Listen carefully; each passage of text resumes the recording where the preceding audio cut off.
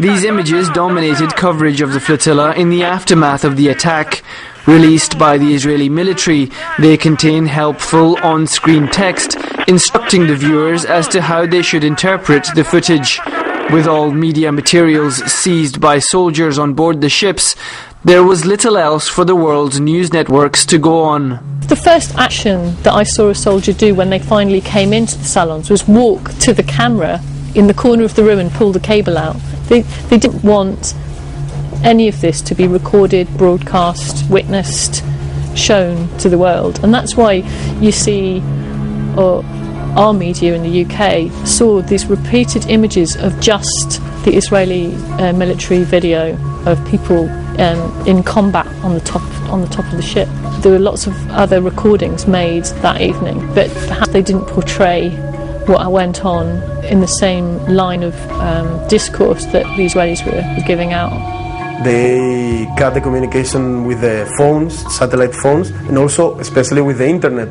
But they failed in one thing, their electronic warfare. They failed to cut the live broadcast by the satellite.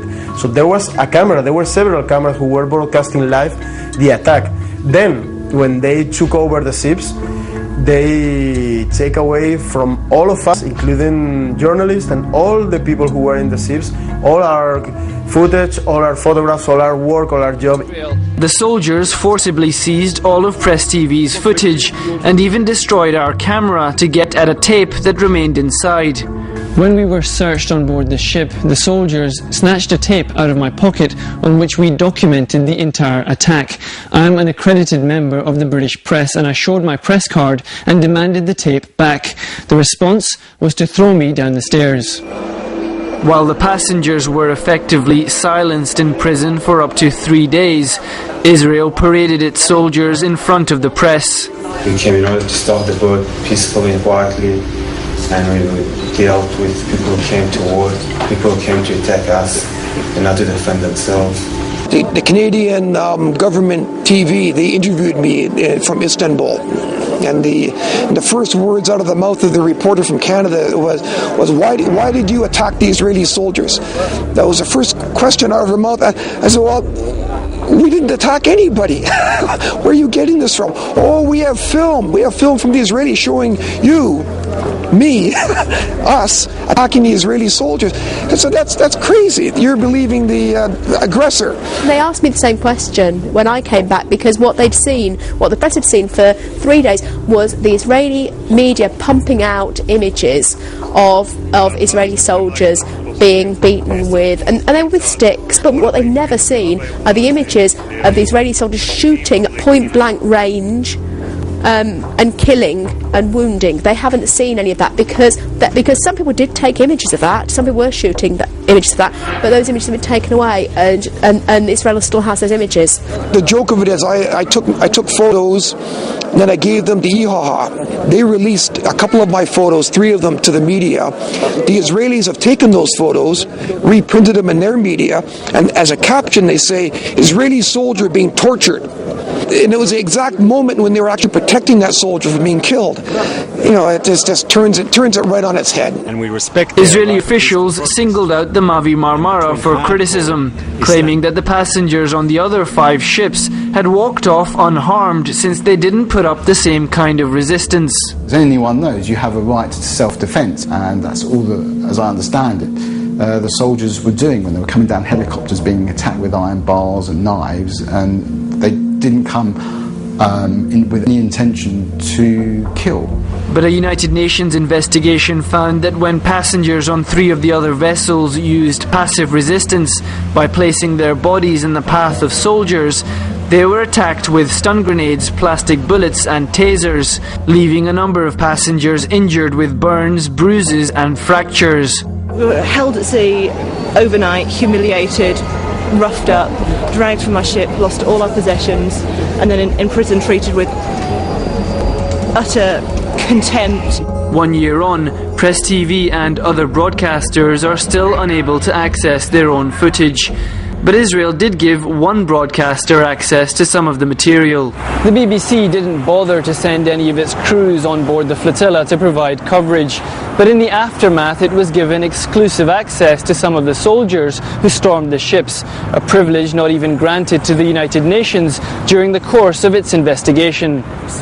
So how did the BBC portray events? Self-defense or excessive force? What really happened that night?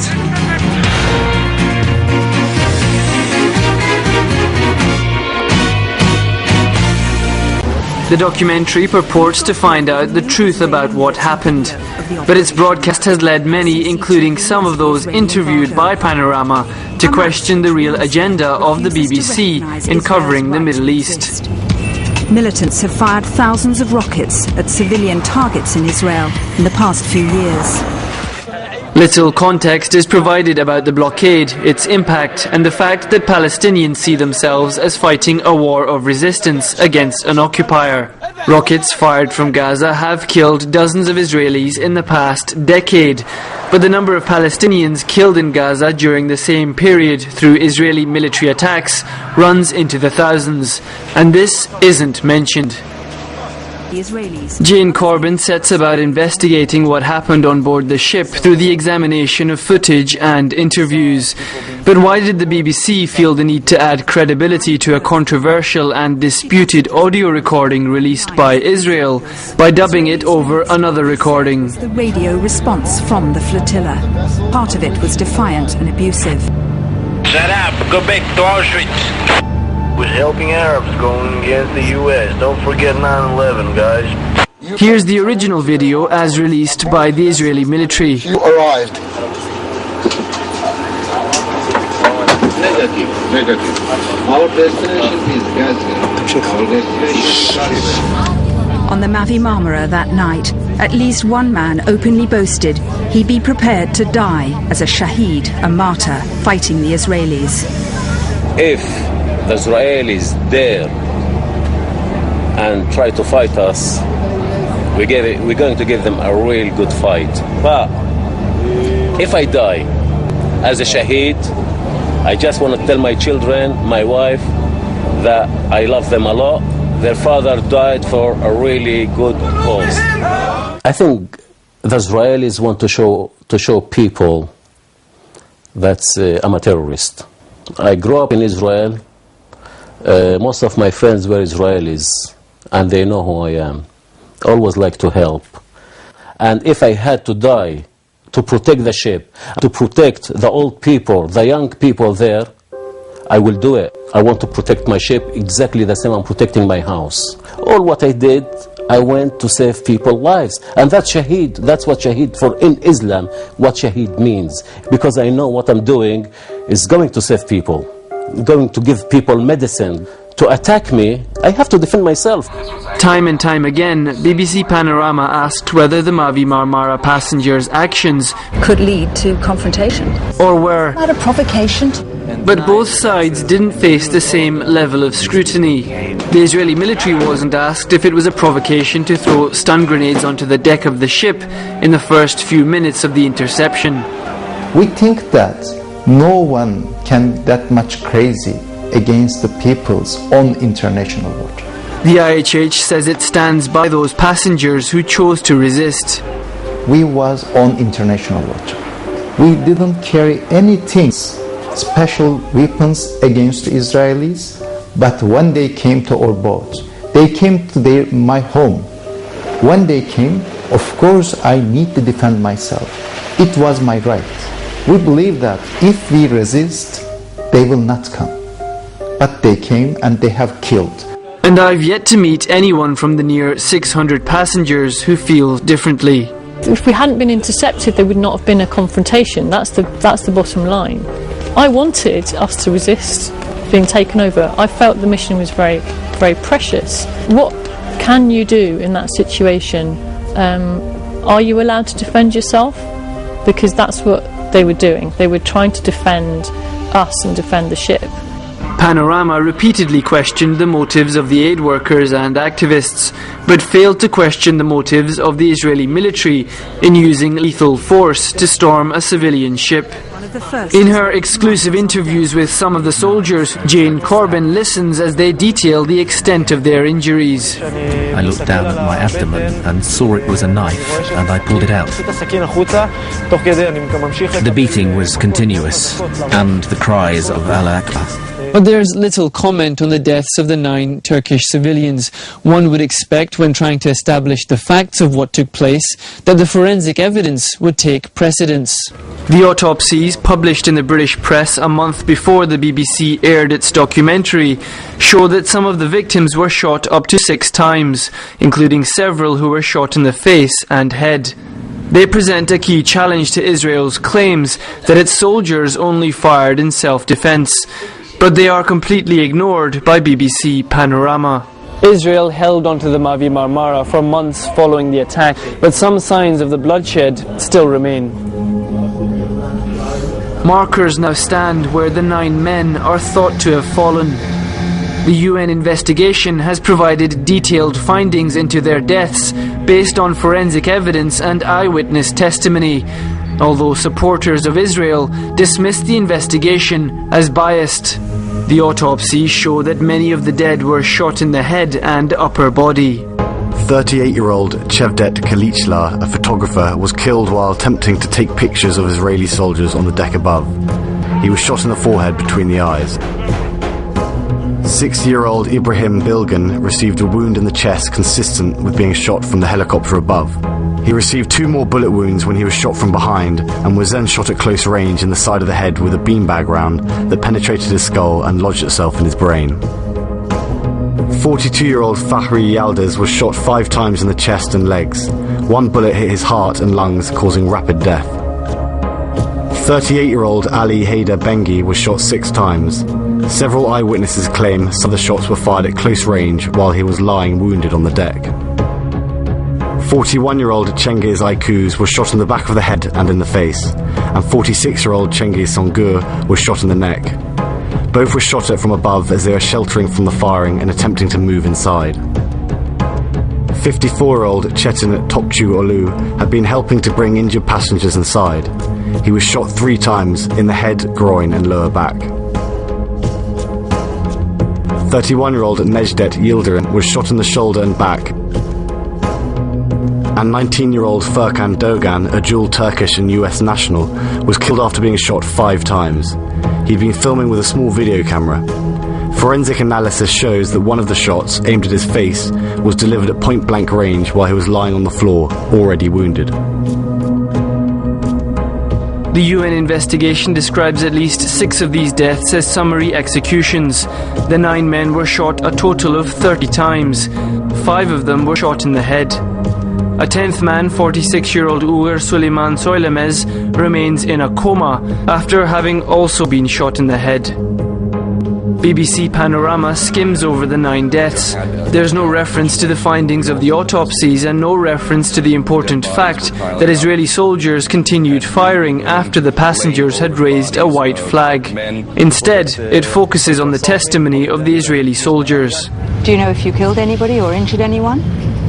I don't know. I think that I probably injured people because I shot them in the legs. Israel's own investigation concluded that Israeli forces acted lawfully and in self-defense. There were elements on that boat who went with thoughts of causing possible bloodshed, and unfortunately they're the ones that came out, they were the ones who didn't survive.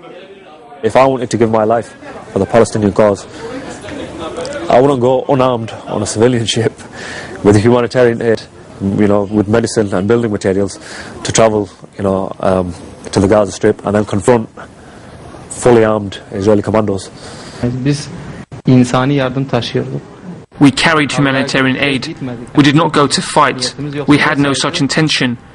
If we wanted, we could have shot at them with the couple of guns we got hold of on the deck during the fighting, but we didn't use them to kill. Instead, we threw them overboard. The Israeli military says its soldiers were only armed with pistols for use in self-defense, a claim repeated by BBC reporter Jane Corbin. In doing so, she ignores this widely available video evidence of soldiers using rifles on the roof. Turkish investigators believe this is the moment when wounded Furkan Dogan was killed. Passengers on the ship have claimed that live ammunition was being fired at them from inside the helicopters, but Panorama accepted an irrelevant Israeli explanation. The Israelis say it's not possible to fire while abseiling from a helicopter.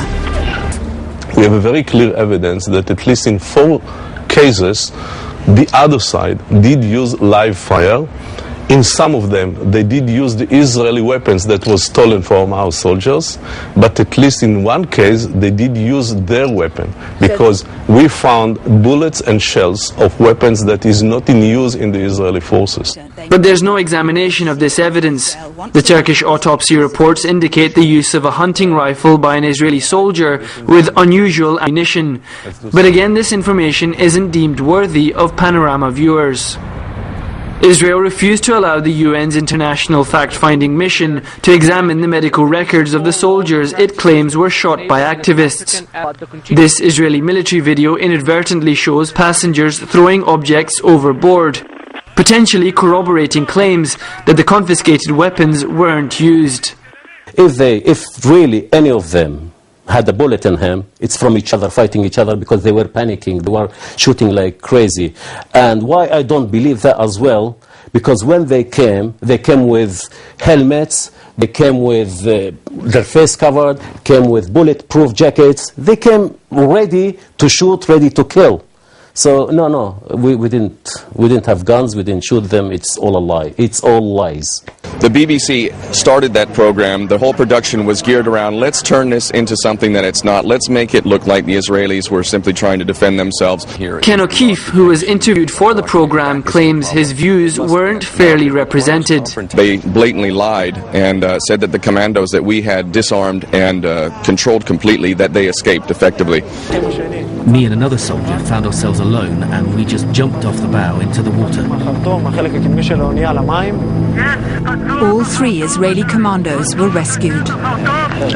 That's a lie, and it's an intentional lie, because the BBC portrayal of the events was a portrayal of us insinuating that we're terrorists or we're killers and things like this, and that the Israelis were simply defending themselves. Personally, myself have arranged everything, and we have released the soldiers.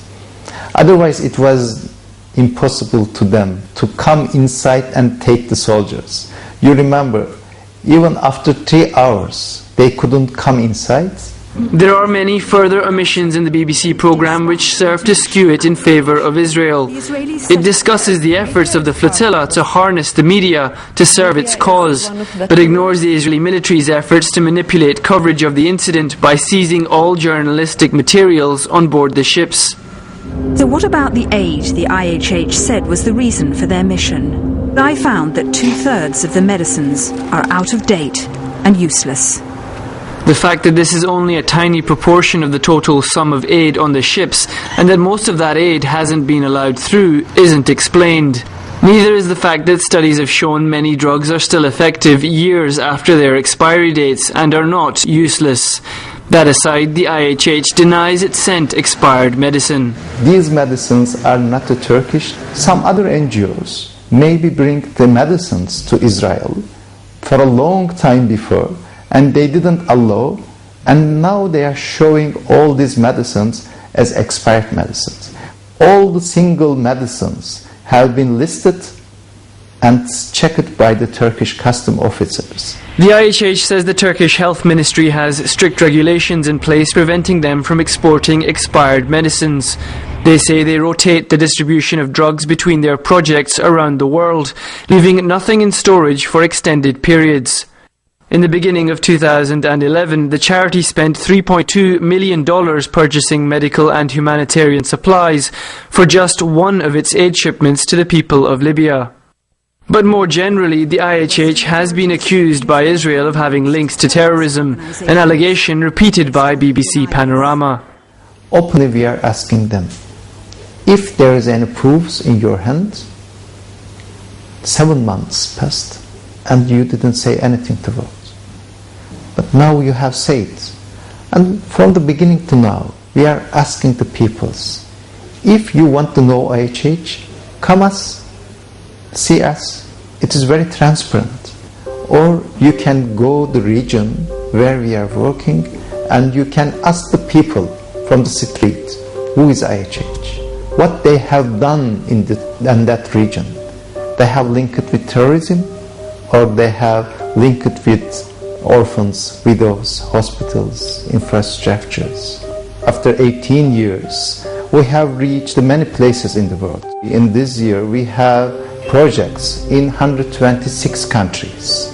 And whatever and wherever, no problem. There is no any discrimination between the peoples and the places. Of course, we have some relation with the Hamas on Gaza, as much as United Nations have, as much as the Western NGOs have. We put the points made in this program and many more questions of bias and omissions in Panorama's coverage to the BBC. This is the full response we received. We stand by the programme's investigation into what happened on the Mavi Marmara. The BBC has a long and established reputation for editorial independence, and it rejects any accusation that the report was not impartial. We also note with interest that Panorama asked PressTV for an interview for this film so that it could put forward its view of what happened, but the request was declined. It's true, BBC Panorama did contact me to arrange a meeting while they were filming, and I made a personal decision to turn them down. Given that Ken O'Keefe and some of the others feel they were misrepresented by the programme, I think I probably made the right decision. And the BBC is just one of several Western mainstream media institutions that stands accused of failing to report the story fairly. I saw evidence of executions. I saw the bodies with the bullet holes in their heads. So I reported that when I got back. Right after I reported that, no more interviews. He simply stopped talking to me. Şehitlerimiz silahlı değildi. Our martyrs were not armed. Their only aim was to make the cargo of humanitarian aid reach the people of Gaza.